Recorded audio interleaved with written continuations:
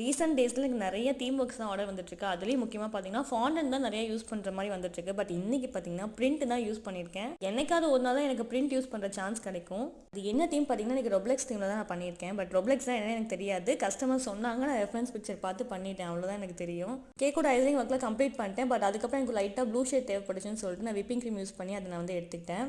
இந்த கேரக்டர்ஸ்லாம் கேக்கில் ஃபிக்ஸ் பண்ணும்போது இதெல்லாம் யார் அப்படின்னு சொல்லிட்டு எனக்கு மைண்டில் ஒரு கொஷின் வந்து ஓடிட்டே இருந்துச்சு. உங்களுக்குலாம் தெரிஞ்சிருந்தால் மறக்காமல் கமெண்ட்ஸில் ஒரு ஹிண்ட் மட்டும் கொடுங்க, நான் தெரிஞ்சுக்கிறேன்.